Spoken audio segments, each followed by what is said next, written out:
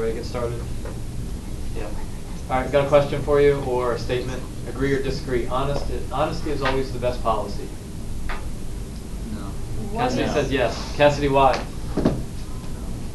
I think honesty is always going to be best because eventually the truth is going to come out and it's going to be a bit of a mess if you don't just be honest at first.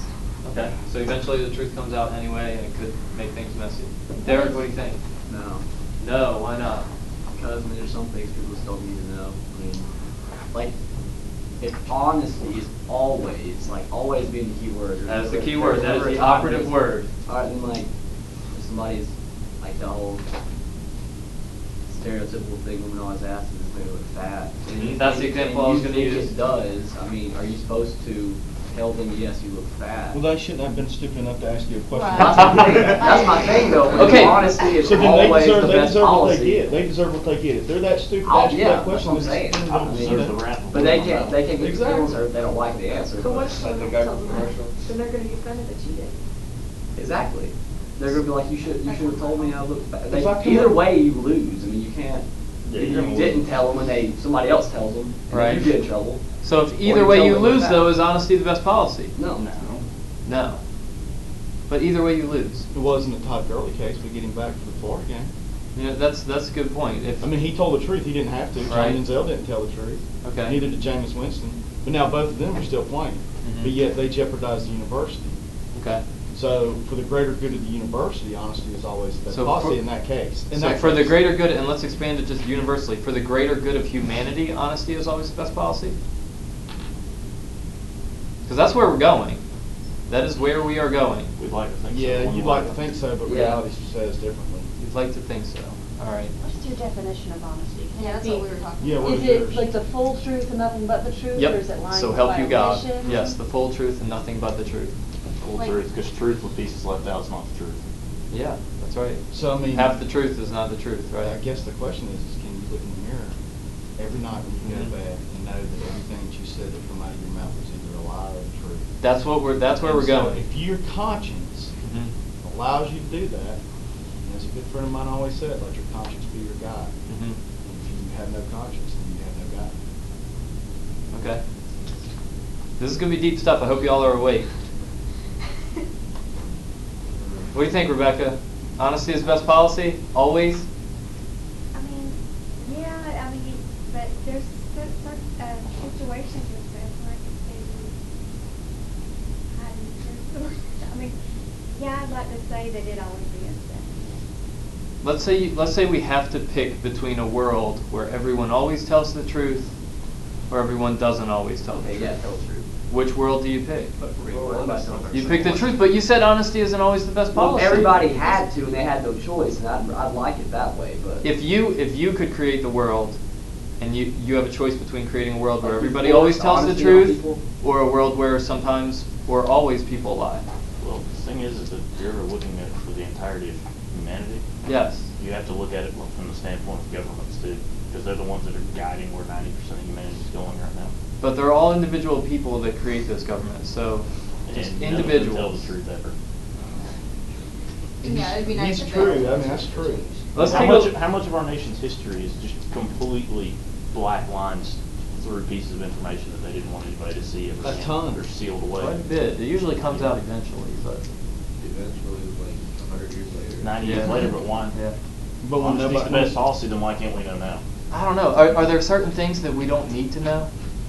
Are there certain things That was that kind of my point. It was like there's some things people just There's not certain- that it's going to kill them if they know, but it's just like I'm watching out for you.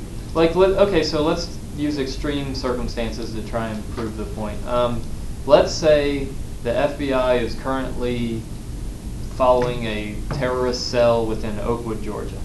All right, and they're watching them and they know what they're up to and they've got a person on the inside. Should the government have to release that information to the public? It jeopardizes Should the they have operation. to? It jeopardizes the operation, but that's telling the truth. That's honesty is the best policy. But does Not anybody necessarily, ask that's, that? that's volunteering. That's yeah, I was about to say Unnecessary if somebody information. asked. That's Okay, why- let's that's say why I was somebody thinking asks. Let's say about a reporter or a journalist is like, "Hey, what do y'all know about that shady-looking house in Oakwood?" Which Say you shady don't wanna looking house in say. Oakwood? just say it's shady. Why? It's shady. Got But trees that's all around withholding it. information, It's which got is not trees all telling the around it. whole No, it's not. truth. If you just got trees all around the house, it's still shady, you can go by that. Yeah. That's true, so you're playing with the words, right? But if you withhold information, that's not telling the truth, right? Withholding information No, is the it's same not. thing as lying. Yeah, But what it if you is. told It them is. that you're not at liberty to tell them? What's that? What if you told them that you can't tell them? Just Yeah, that's not being that's not honest. lying. That's being honest. Being honest, saying, we can't discuss that with you. But should the government always be transparent? Should they always be honest? Well, they should always be honest, but it doesn't mean they always have to give the information. They Okay. can honestly say, we can't give you that. Just That's being not honest. concern. That is true. That is We classified. can't give you that. Can't give So, that so information. if Derek's girlfriend says, "Does this dress make me look fat?" He says, I don't "I just want can't it." give you that information." I'm sorry, I just can't My release that to you self-abuse today. swag. Better yet, you give her a different dress. Say, Okay. well, how about this one? Okay. I like that one. I like it. I can't release that information. Why do we put ourselves in this situation to set ourselves up for failure by asking stupid questions that you have no business asking? If you can look in a mirror and you think you're fat, pretty good chance you're Then fat. don't ask, right? Pretty good chance you're fat. Just move on. Yeah. Grab a different dress. Yep, that's right.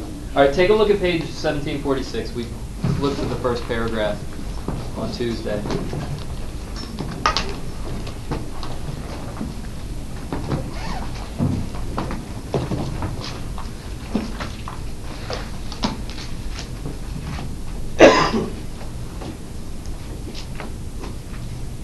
All right, it's called True Art Speaks Plainly. The sum and substance of literary as well as social morality may be expressed in 3 words. Tell the truth.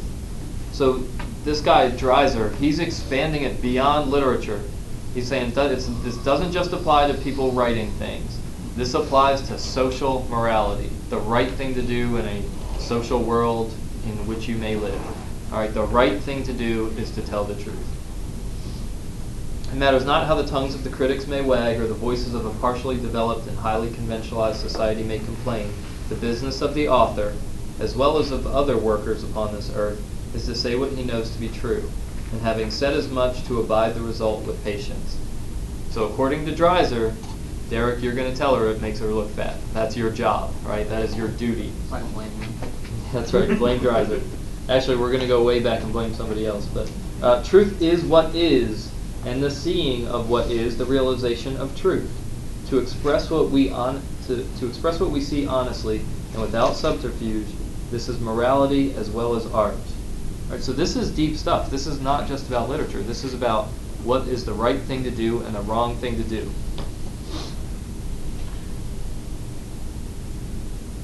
What the so-called judges of truth or morality are really inveighing against most of the time is not the discussion of mere sexual lewdness. So just for some context, he's responding to critics at the time who were saying that like this realism that was coming out, depicting life as it really was, it was too graphic, it was too intense, specifically regarding sexual content. All right, so that's who these critics are.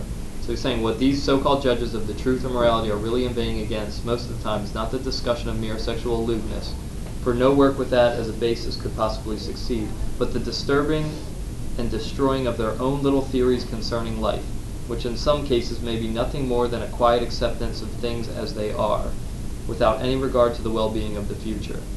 Life for them is made up of a variety of interesting but immutable forms, and any attempt either to picture any of the wretched results of modern social conditions, or to assail the critical defenders of the same is naturally looked upon with contempt or aversion. So think back to this time period and what was going on, specifically with the Industrial Revolution. All right, how were people being treated? And when I say people, the workers, the laborers. So it was horrible conditions, right? There was child labor going on, exploitation of people, and some people were writing about it. All right, some people were writing about what was happening to people. Also, you could go back to exploitation of blacks too, if it's pre-Civil War. Some people were writing about that stuff too. And it says that the critics were against it. All right, so the critics were against it because it destroyed their quiet acceptance of things as they are. Right? So think back to Crevcoeur, and he talked about the people living in the city of Charleston versus the people that were working in the fields. Right? They were removed from the horrors of the slavery taking place in the fields. They didn't want to think about it. They had a quiet acceptance of the way things were, right? Does that make sense? So they didn't want people like Mark Twain writing about the horrors of slavery, or Harriet Beecher Stowe writing about the horrors of slavery. Right? That destroyed their sweet little world they had. Does that make sense? Alright, he goes on. He says, "It is true that the rallying cry of the critics against so-called immoral literature is that the mental virtue of the reader must be preserved." I underline that. The mental virtue of the reader must be preserved. That's the argument against telling the truth. That the mental virtue of the reader must be preserved. But this has become a house of refuge to which every form of social injustice hurries for protection. The influence of intellectual ignorance and physical and moral greed upon personal virtue produces the chief tragedies of the age. And yet the objection to the discussion of the sex question is so great as to almost prevent the handling of the theme entirely. So like nobody wants to talk about it. The critics say, shut it down, stop writing about it. So it's like an off-topic issue. You can't even bring it up, he's saying. Immoral. Under this cloak hide the vices of wealth, as well as the vast unspoken blackness of poverty and ignorance, and between them must walk the little novelist, choosing neither truth nor beauty, but some half-conceived phase of life that bears no honest relationship to either the whole of nature or to man. The impossibility of any such theory of literature having weight with the true artist must be apparent to every clear, reasoning mind. Life is not made up of any one phase or condition of being, nor can man's interest possibly be so confined. The extent of all reality is the realm of the author's pen, and a true picture of life, honestly and reverentially set down, is both moral and artistic, whether it offends the conventions or not. Who agrees with him? That last statement there, the extent of all reality is the realm of the author's pen, whether it offends the conventions or not. Derek, do you agree? Yeah. Are there certain things people shouldn't write about, is the question. I mean, when he says the extent of all reality is in the realm of the author's pen, I mean, I feel like if he wants to talk about that and write about it, The writer should be free to? he should be free to express whatever he feels. I mean, we don't have to read it. To read it, nobody has to publish it. Yeah. I mean, to me, it's kind of like an escape for him, I guess. Are there any topics that people shouldn't write about? I mean, maybe like he said, maybe not publish it. What are people gonna? What are the critics gonna say? They're gonna say no. People shouldn't write about. He's bringing up sex for one. Well, it's a critic's job to be a critic, but I mean, telling people that they can't write about something is almost like trying to tell somebody they can't think something. It is. Censorship. It is. But we do censor things in society. Feel free to censor it, but they still wrote it the way they wrote it before it was censored. Even the press. So what's the value in it though? What's like? Okay, the example I put. Hold on. It's taboo. It makes it more exotic than what people know. That's true. So by censoring it, you might actually make it more popular. Like there's a book I read in high school. It's called Night by Elie Wiesel. Anybody ever read that? It's about the Holocaust. It's written by a Holocaust survivor. And there's a scene in the book where he talks about the Nazis.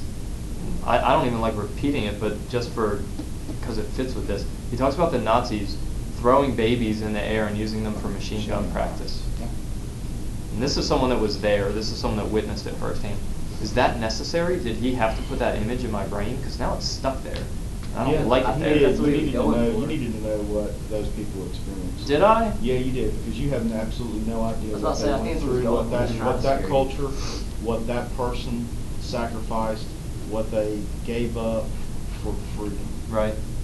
It was all for freedom. And some of them weren't even granted that. They were taken to concentration camps. Mhm. They were worked, Mhm. starved, and then when they couldn't produce, they were gas chambered. Right. Or they were executed. And he wrote about all that. And they took big dozers, they dug big ditches, or they made them dig their own ditches, and they lined them up and they gunned them down.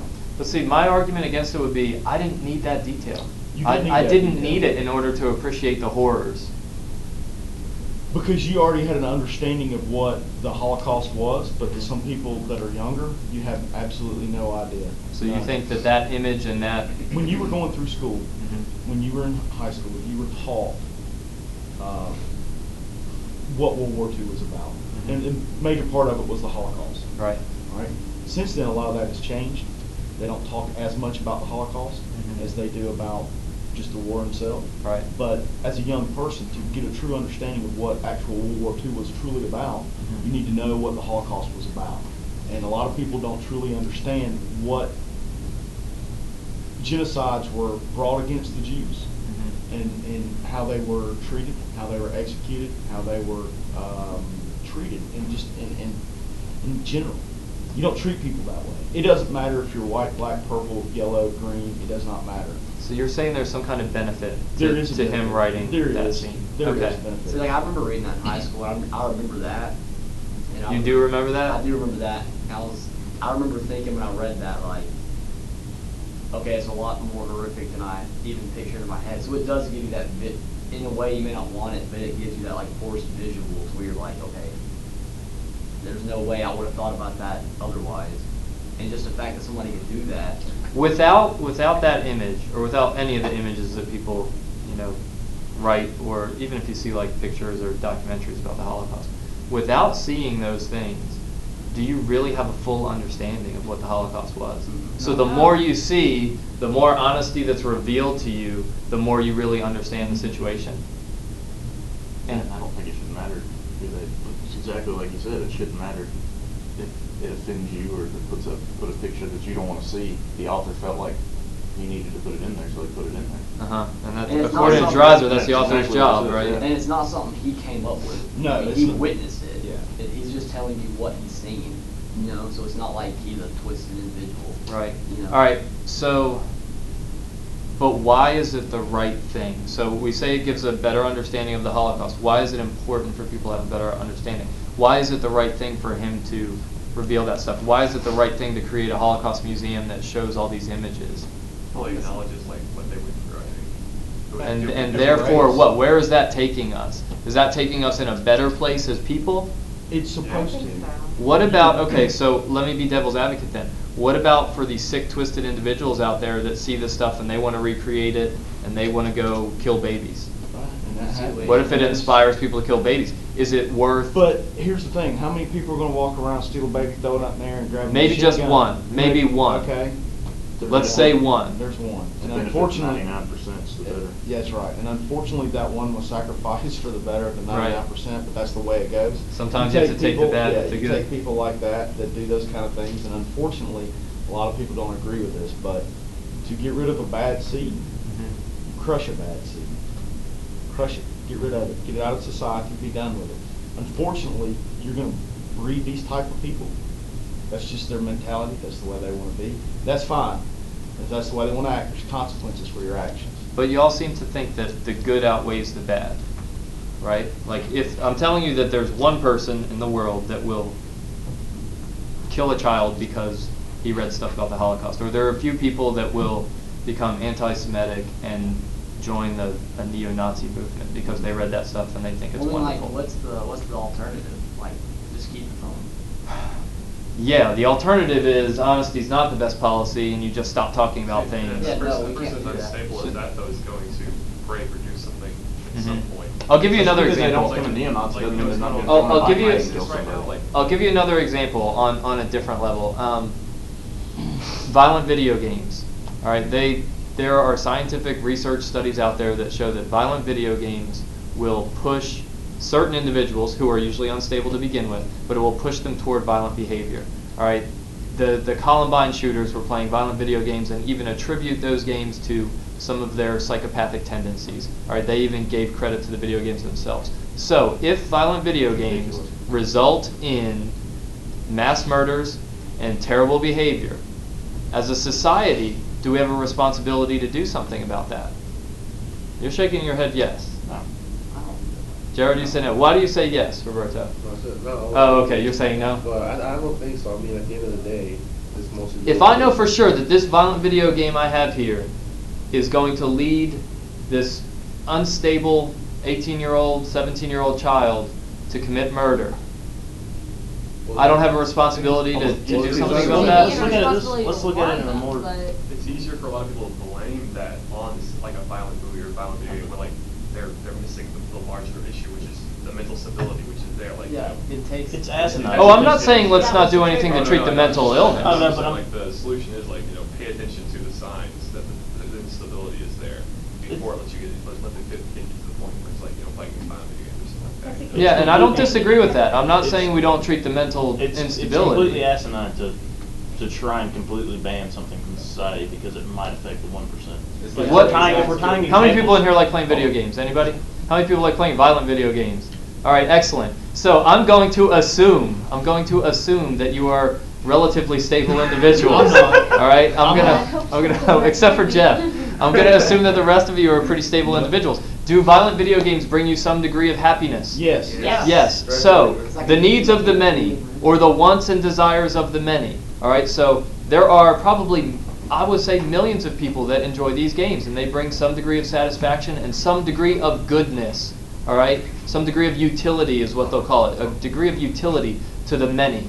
All right. However, to the few, the very, very few, Jeff, they could lead to terrible consequences for humanity, including the murder of certain individuals. So, entertainment value of millions of people versus the lives of a few innocent people. Our society has decided that that is worth the trade-off, Let's and flip that it is on why its- those games are Flip it on available. its head, though. Okay. If we try another example, let's look at it in the form of maybe alcohol and drinking. Mhm. That puts plenty of people to death every single year through people drunk driving their car into someone else. Absolutely. In a drastically higher scale than someone that might have went and mass murdered somebody. Absolutely. So should the possible entertainment of a few kill the deaths of many? I mean, if we're going to ban everything. Alcohol Yeah, I know, it didn't work. destroys Yeah, I many, know. many lives. I know, that's what I'm Alcohol saying. destroys many lives, but it brings some degree of satisfaction to maybe more It lives. kills Have you drastically ever more thought people. that- Look at diabetes. Look at diabetes and heart disease and everything else with all the terrible food that we have out there that people are eating continuously because it's cheaper than anything else. Or even like cigarettes. I mean, Mhm. they're things that are actually killing people to a mass degree, yet they're worrying about the 1% that are killing people. Let me give you another example. During the days of the Roman Empire, they used to fill entire stadiums, coliseums, Mhm. full of people Human cockfight. in order to witness. I was just going to say feeding some Christians to lions. And there's human cockfight. It brought a great deal of satisfaction to thousands upon thousands of people, and it only cost the life of a few. Christians. Yeah, or whatever they were. Or what are derelicts. Non-Romans, Yeah. people that weren't part of the Roman Empire. It's at least religious persecution. So That's all that was. It's not like they were just gathering a ton of people like, hey, you know, let's see who's on the list for execution in the arena today. Oh, all right, grab Bob, throw him in there. You know. Sometimes they were just like criminals. If Middle Eastern they couldn't countries find are any doing the same Christians, thing. it's like, well, who do we have? You know, who's in the cell History today? hasn't changed. Middle Eastern countries are doing the exact same Yeah, thing. they But Just the on a idea- smaller scale of a coliseum. Yeah. you know. But the idea is the lives of a few versus the entertainment for many. Is it worth it? They decided back then it was. Today, are we making the same decision with these violent But I video mean, we games? Video weren't, game we is not weren't, though. the difference between a video game and a coliseum is we're not throwing live people in the damn coliseum and killing the shit out of them for no reason. Yeah. Other That's than what the I'm saying, fact I mean, that if you- other than the fact that other than the fact we're going after somebody because of their religious belief. Mhm. Difference is we're sitting in our own damn house playing a video game, doing Right. whatever you're doing. Then your conscience tells you to get up, go out, Mhm. buy a gun, Mhm. walk into a Walmart and start shooting people. Mhm. Then as society comes along, we want to take and we want to put all the blame on that gun, and we don't want to look at the actual true mental No, I'm health blaming the process. video game here, not the gun. I'm Well, blaming the video still, game. but I mean, and when it's all said and done, it's going to reverse itself back to the gun. Mhm. That's the way it always does. And we put the blame solely on a piece of machinery that Right. does not We think should for ban itself. deer hunting because I mean that just it gives them good practice and it shows them that shooting innocent things is fun and Okay, but You're then again- you're thinking along the same exact lines. That's another good analogy. Okay, So- but then again, you take what's there, Mhm. and because you don't take them out, they crossbreed, and then they become an issue. Mhm. That's a fact. I don't know of a single person that goes deer hunting just to shoot something I in the don't. woods either. They go deer hunting because Exactly. they plan on eating the animal. I eat what I kill. Yeah. You don't go. I mean, people trophy hunt, but a Mhm. lot of people still take that meat and donate that meat to Hungry for the Hunters. Okay, so it does some amount of good. Yeah, it does. All right, let me see if I can take this back to literature a little bit. Considering that he's talking about sexual lewdness, and the critics. Bring this into a contemporary context. 50 Shades of Grey. Have y'all heard of that? I've not read it, so I don't feel very competent to speak about it, but I know what it's about. I know that it, details the sexual escapades of a woman, and it does so in graphic detail. It's a really popular book. All right. So that book, should it be censored? No. It's porn in You the book. would black out half the book. You'd black out half the book if it were censored. Okay. So it shouldn't be censored. It should not be censored. No. Why? Because it brings entertainment value to many? Sure. Are there any downsides of it? That's your decision as a, I feel like as an American. You read it? No, I've not read it. Okay. I'm just saying I feel like if you want to, it should be your choice. No, let's say you I mean, don't have that's to the read thing it. about I haven't reading read a it. book, I that's don't just plan like- on reading it. Does it make the world a better place? Apparently it does for women. It doesn't have to. That's about Makes saying. them more It doesn't in have tune to. with their sexual side is what they say. Why Okay. should it have to serve any sort of a purpose, honestly? That's a good question. Yeah. Should it have to serve any purpose? To be right or wrong, because we're talking about morality, we're talking about ethics. For something to be right or wrong, isn't it serving a purpose though? Like if we're talking about right and wrong and deciding what's right or wrong, don't we have to decide what purpose the action is serving? You have two different examples though, like going back to the Night book, he put that in there, and that gives you understanding of Right. history. That, and they say history repeats itself. If you don't know what happened, then you'll make the same mistake. Whereas that is more entertainment. It doesn't really serve an education purpose. What if a number of women read that book and they decide that because they read that book, they're going to leave their husbands and have affairs, and divorce rate gets higher, and our country spirals further into, social chaos? That's what happens. That's what happens. I mean, it's under their own choice that they picked that. They chose to go out and cheat on their husband. The book didn't make them.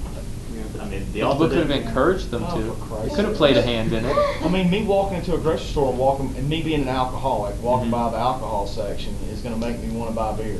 Well, then damn, don't go in a grocery store. Okay. Don't go down the beer aisle. It's real simple. Let's put it this way. If Mark you- Twain specifically put in the beginning of his book that we shouldn't study any point of it, whether it was satire or not. But what are Right. we sitting here doing? And he told us not Studying to. it. Right. So we're blatantly disobeying it. So are we still going to blame the book for anything at that point? Yeah, can you protect people from things, I guess is the question. Can you protect can people you from protect everything? people from themselves and afford to do so? I mean, you can, but it's drastically expensive. You're that out of Sort of control. burying everyone in a hole by themselves. Okay. Let's see if there's any other good quotes in here. What about this idea of the mental virtue of the reader must be preserved? Do we have any duty as a society to preserve the mental virtue of readers, or children for that matter? I'm trying to keep them innocent as best as possible. So we censor things from children, because that's what we You do, don't right? want- If you it's don't rated want- R, then a You don't wanna give 18-year-old your or a 7 17-year-old can't You see don't want to give your it. 7-year-old child 50 Shades of Grey and say, here you go there. But why not? Honesty is the best It policy. comes down to, like, not I needing mean, to know the as a information. parent, Yeah. you should know better. So I believe. Okay. But what if I'm going with this? What if this is my moral reasoning? Honesty And is always the best and policy. they shouldn't be honesty, reading that right right now at this particular point, it's best not to let them read it. But then, Because- so then because why you're corrupting why them is at it a not young okay age. for children, but it's okay for adults? I Adults disagree. can make a Honesty is the decision. best policy. So. Adults can make a decision, children can't. Children will go out there and pick up doo-doo and throw it at each other. Do they have a right to do anything? No. They're not even legally allowed to vote. So how do they have any say-so in anything? When They you don't. become a doo-doo thrower, you have no right to do anything, and that's what they are. But aren't there plenty of 30-year-old doo-doo throwers? No, I'm not. I don't pick up doo-doo and throw But it. there Do are- you pick there up are doo-doo? some. Do you? I have Do you? once or twice. Okay. I mean, that's your dog's doo-doo, right? Okay. But Only with a stick. Exactly. But I mean, seriously, do you want to give your child Penthouse and say, here you go, son, go sit down and read No, this okay, like like- Sports like- Illustrated? But there are immature old people. Okay, well, just Yeah, say- but that's their choice. If you decide to be 42, okay, I'll raise my hand. If you decide to be 42, single, and don't have kids, that's your damn choice. That ain't nobody else's But choice. that's not but yourself. maturity. That's How not do you know maturity. that? How do you know that? How do you know that I'm mature? How do you know that I'm not immature? I don't, and that's what I'm saying. But There if are I decide, if I come to school every day, all right, let's say for instance, I work. Mhm. All right, I go to work every day. I'm supposed to be at work at 7 o'clock. Mhm. I'm at work at 7 o'clock. I'm one of the best employees that you have working for you. Okay. I work every day. I don't get in trouble. I got to take my drug tests, pass them like I'm supposed to, go to all the company meetings. You ask me to work overtime, I work overtime. Mhm. What I do on the weekend is my business. If I want to go out As long and as get it's out of your drunk- system by Monday. That's right. As long as it's out of your system by Monday. So, ladies and gentlemen, drink. Right. Okay? Drugs are out of the question. Mhm. So, what I decide to do, if I want to go to the Georgia-Missouri game in Missouri and party all weekend and get tanked, Right. that is my prerogative. What I Right. choose to do, I'm a damn adult.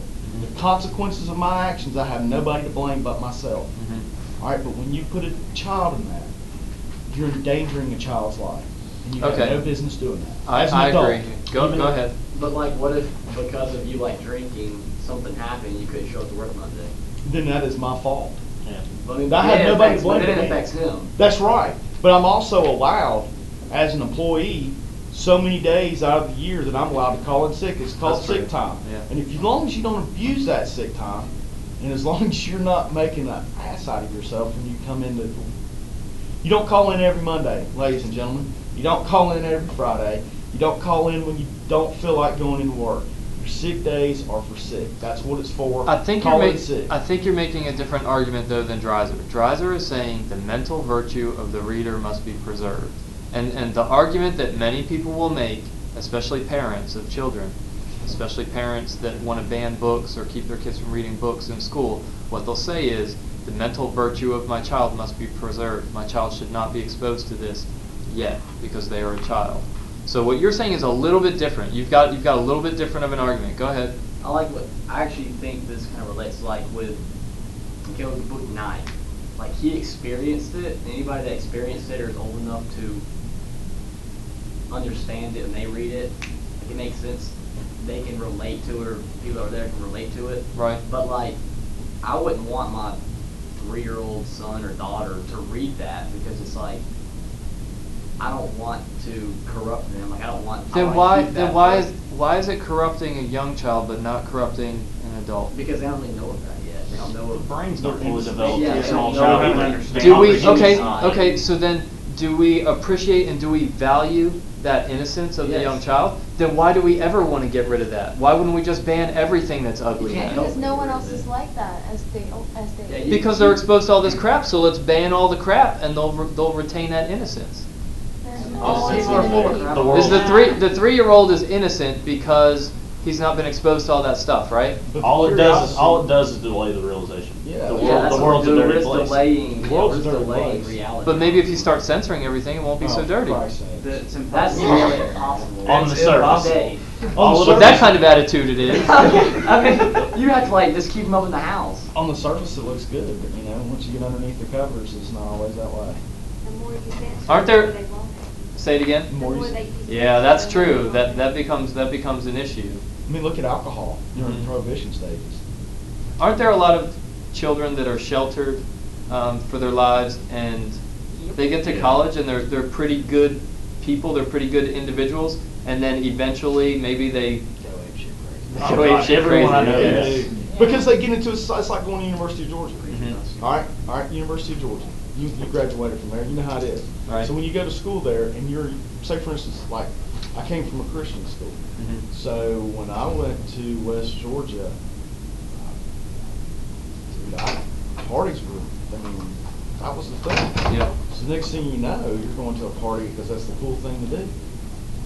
But you were a good kid before you got Yeah, there. but I got wild and crazy because my parents tried. So to- then why didn't? Because why- I wanted it. Let me rephrase that. I wanted it. Had nothing to do with my parents.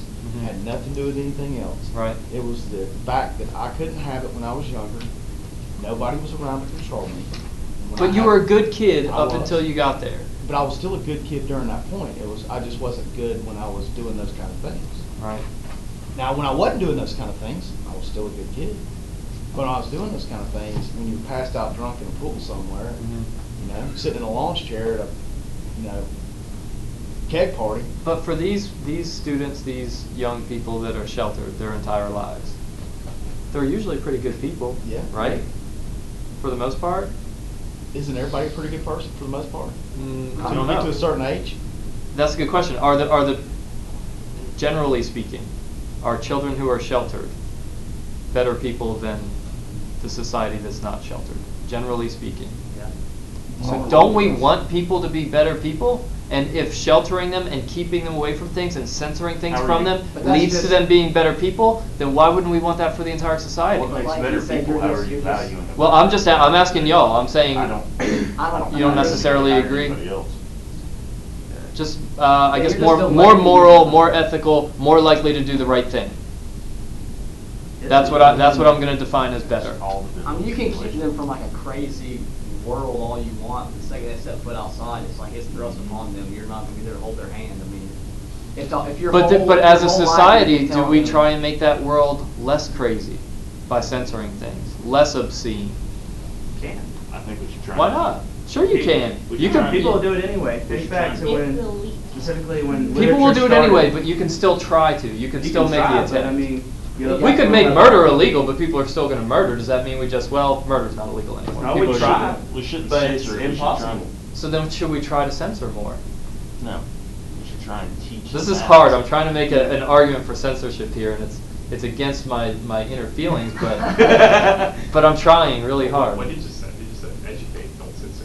Yeah. Say it again. What you just said, educate, don't censor. Yeah, I mean, we Educate, don't censor. we shouldn't ban cigarettes or smoking or tobacco because they've been proven to be bad for you or anything. We should leave it to people's own choices. But you should let them know what they're getting into. Yeah, exactly. Yeah, if you It want does. send It them says the it bodies causes exhibit, cancer. let them look at those lungs. When you buy a pack Yeah. of cigarettes, you buy a can of dip, there's a big old symbol says United States And on the Attorney tip it General. says this is not This healthy causes alternative cancer, for this smoking. causes I mean, it's- this. Okay. I mean, you know it. I think that's about it for this one. There was one other thing I thought was interesting too. It's at the bottom of 1746. Immoral, under this cloak hide the vices of wealth as well as the vast unspoken blackness of poverty and ignorance, and between them must walk the little novelist. There's a dichotomy here. There's the rich, the people that are in really good shape, and then there's the poor who are ignorant, is what he's saying. And the novelist is like, if the novelist isn't doing his or her job, he's like walking this middle ground that doesn't really accomplish anything. So if you think of, and this is how I interpret it, and I might not be exactly right, but if you think about the well-to-do people, they don't want people writing stuff about sexual lewdness, or they don't want people telling the truth, because as he says, it destroys their quiet acceptance of things as they are, right? So the rich people, think about the people in the plantation homes, right, living in Charleston away from the farms. They don't want people writing about the ugly side of slavery. That's going to screw everything up for them, right? So that's one reason why they want to censor. Does that make sense? Mm-hmm. Whereas the people who are poor that probably need that information, they live in ignorance. All right, they don't even realize that what they're living in is so terrible. Does that make sense? Mm-hmm. So it's like these two weird sides, and that's why Dreiser is saying it's the author's job to tell the truth, to educate in one sense, to remove the ignorance, and to shake up these people who think they have it so good, but they're ignorant in a way too. They're ignorant to the plights of other people. Does that make sense? Sort of? All right.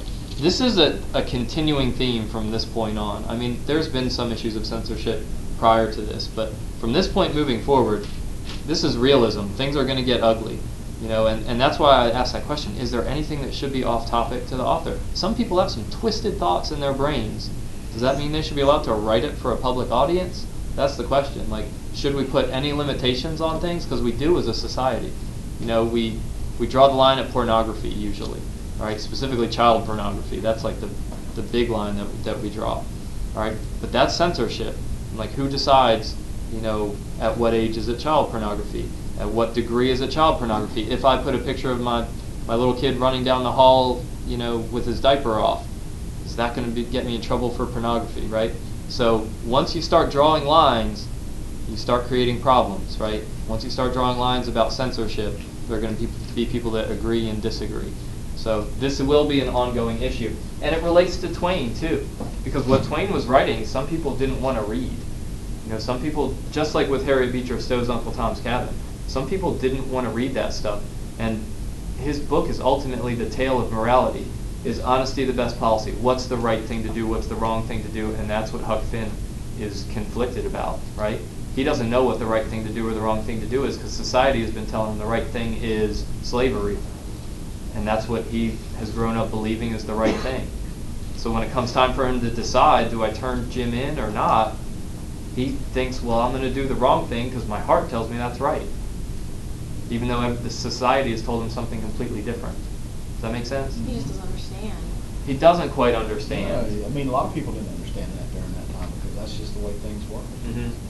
But does he not understand because it's a maturity thing? Or does he not understand just because that's what society's been telling him, and there are a lot of adults that would have thought the same way? It's because of society.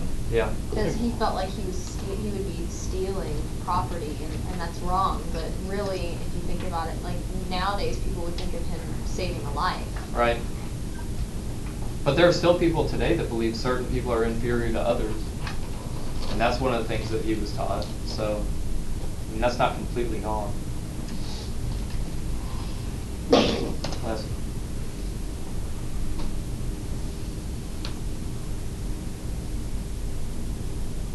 All right, I'm going to pull up a couple more clips from that Mark Twain documentary about Huck Finn. The thing's not on. What's that? Oh, thank you. It's going to take a minute anyway. These like the 60-minute video? No, these are from Ken Burns' documentary on Mark Twain.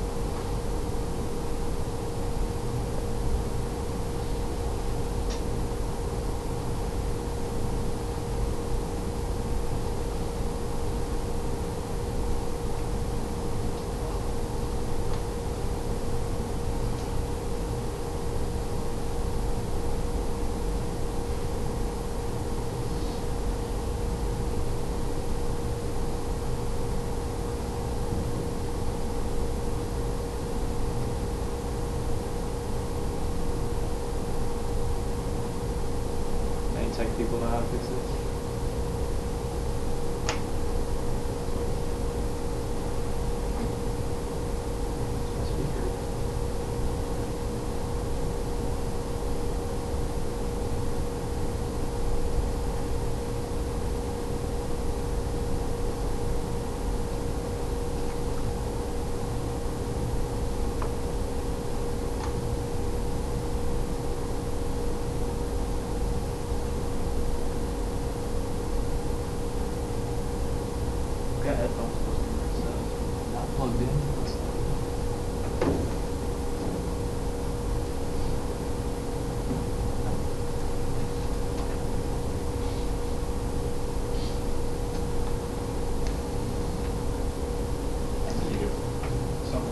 Troubleshooting, right? Yeah, your sound doesn't do.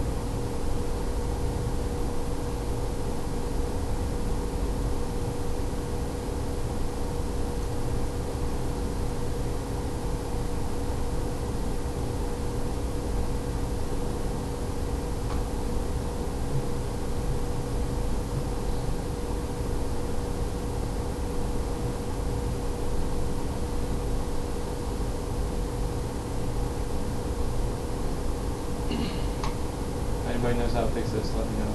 Schrader probably does. Probably lose the audio. There you go.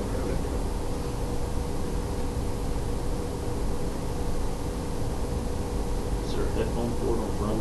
It's a headphone jack in the back, but I'm not messing with it. Can I try playing it? It's like only halfway in there with the child. We don't even know what else to play.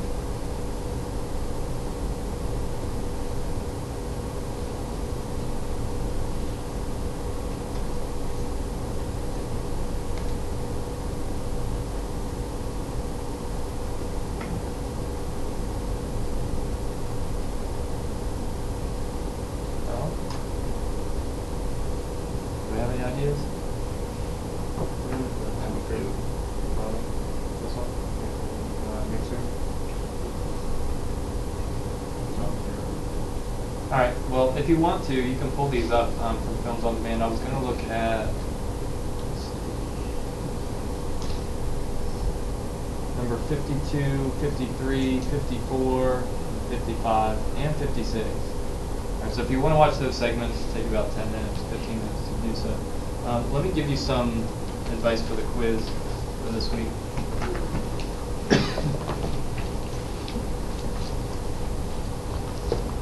At one point, Huck Finn justifies his wickedness. Quote, wickedness. That's what he calls it. Why does he think he's wicked? Anybody catch that in the book? Huck thinks that he's wicked, but he justifies it. He says that he was born and raised to be wicked, and he may as well stay that way because he wants to save Jim. Why does he think he was... So he thinks his wickedness comes from he was just born into it, he inherited it. Why do you think he believes that? Because of his father, right?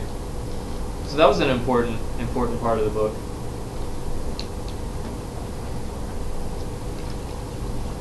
What do you think the climax of the story is?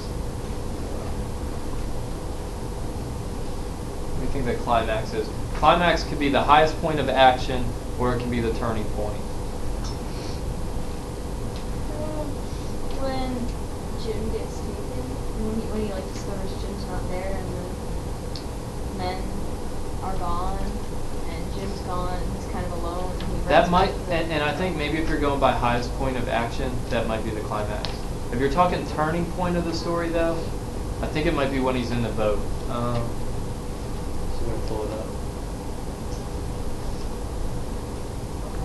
Well, I've only read I've only listened to the first couple chapters of Okay. what we're supposed to read this week. So.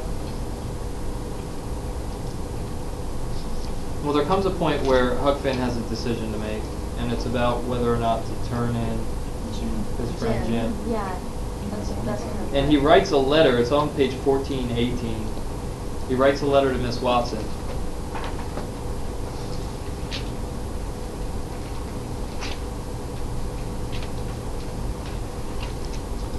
You know what, I'm going to even go back to page 1417. He's worried. He's worried about how much trouble he's going to get into. He's worried about basically his moral and ethical state as a child. He's thinking, I could have been a better kid. I should have gone to Sunday school. I should have listened. I should have listened to what the adults told me, and then I wouldn't be in the position where I am. And last paragraph on 1417. It made me shiver, and I about made up my mind to pray and to see if I couldn't try to quit being the kind of boy I was and be better. Now remember the kind of boy he was at this point. He's helping his friend. He's helping Jim escape. And I felt really bad for him though. Because, well, he thinks he's a terrible person for helping Jim. That's what he thinks, because that's what society has told him. And he's saying that's what made him feel so bad, so he wants to try and pray. So I kneeled down, but the words wouldn't come. Why wouldn't they? It weren't no use to try and hide from him. Who is him? God, right? Like God sees and knows everything. Huck knows that. Nor from me, neither. I knowed very well why they wouldn't come. It's because my heart weren't right. It wasn't because I weren't. It was because I weren't square. It's because I was playing double. I was letting on to give up sin. What sin does he think he's giving up? Jim. The sin of helping Jim. The sin of, being this person that's helping to steal another person's property, right? And he's letting on to give it up. He wants to kind of give it up because society tells him that's the thing to do. But away inside of me, I was holding on to the biggest one of all. I was trying to make my mouth say I would do the right thing and the clean thing, and go write that nigger's owner and tell where he was, but deep down in me, I knowed it was a lie, and he knowed it. You can't pray a lie, I found that out. So I was full of trouble, full as I could be, and I didn't know what to do. At last I had an idea, and I says, I'll go write the letter, and then I'll see if I can pray. Why, it was astonishing the way I felt light as a feather, right straight off, and my troubles all gone. So I got a piece of paper and a pencil, all glad and excited, and sat down and wrote, Miss Watson, your runaway nigger Jim is down here 2 miles below Pikesville, and Mr. Phelps has got him, and he will give him up for the reward if you send, Huck Finn. I felt good and all washed clean sin for the first time I'd ever felt so in my life, and I knowed I could pray now, but I didn't do it straight off, but I laid the paper down and sat there thinking how good it was, how all this happened so, and how near I come to being lost and going to hell. And I went on thinking, and I got to thinking over our trip down the river, and I see Jim before me all the time, in the day and in the nighttime. Sometimes moonlight, sometimes storms, and we are floating along, talking and singing and laughing. But somehow I couldn't seem to strike no places to harden me against him, but only the other kind. I'd see him standing my watch on top of his, instead of calling me, so I could go on sleeping, and see how glad he was when I come back out of the fog, and when I come to him again in the swamp up there where the feud was, and such like times. He would always call me honey and pet me and do everything he could think of for me, and how good he always was. And at last I struck the time I saved him by telling the men we had smallpox aboard, and he was so grateful. He said I was the best friend old Jim ever had in the world, and the only one he's got now. And then I happened to look around and see that paper. It was a close place. I took it up and I held it in my hand. I was trembling, because I got to decide forever betwixt two things, and I knowed it. I studied a minute, sort of holding my breath, and then I says to myself, all right then, I'll go to hell, and tore it up. So that, I think, is the climax of the story, because he has this internal decision, this internal conflict to make. Am I going to do the right thing or the wrong thing? But the problem is, he's got a twisted perception of what the right thing and the wrong thing is. Like, you're not going to go to hell for stealing a slave and saving his life. Right, but he thinks so because that's what society's told him. Right, that's what society has told him is the wrong thing to do, is to help a runaway slave. So he decides, okay, I'm going to do the wrong thing. I'm going to go to hell. All right. He goes on. He says, it was awful thoughts and awful words, but they was said, and I let them stay said. And I never thought no more about reforming. I shoved the whole thing out of my head, and I said I would take up wickedness again, which was in my line. There it is, right? Being brung up to it, and the other weren't. And for a starter, I would go to work and steal Jim out of slavery again. And if I could think up anything worse, I would do that too. Because as long as I was in, and in for good, I might as well go the whole hog. Then I set to thinking over how to get at it, and turned over considerable many ways in my mind, and at last fixed up a plan that suited me. So Jim is gone at this point. Jim has been taken. And he's got to figure out how to get him back. So he wasn't taken by Miss Watson, he was taken by someone else. But somebody else comes up with a plan too. Did y'all read that far yet? You need to know about the plan, or multiple plans to free Jim. That's going to be on the quiz. The plans to free Jim. Because Huck has one, and his friend has one too. His friend Tom Sawyer has a plan as well. So we'll call Huck's plan the initial plan. All right, we'll call that the initial plan.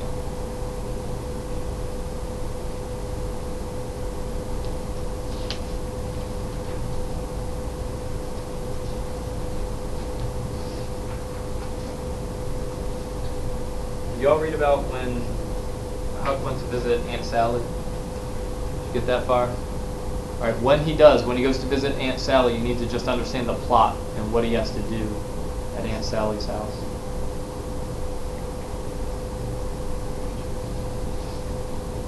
I think we covered everything else. We talked about Jack London and socialism. We talked about Dreiser and what he says. Do you think Dreiser's idea fits well with realism or doesn't fit with realism? His idea that the author's job is to tell the truth. Does that fit with realism or does that conflict with realism?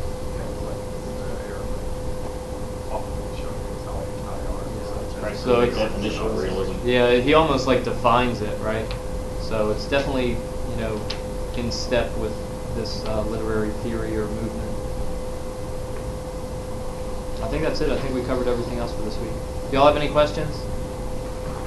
I'm going to have your essays back for you probably Monday or Tuesday of next week, and I'm going to assign the next essay next week too. So I'm still working on the details of that, but it'll be very similar to your first one, just new time periods.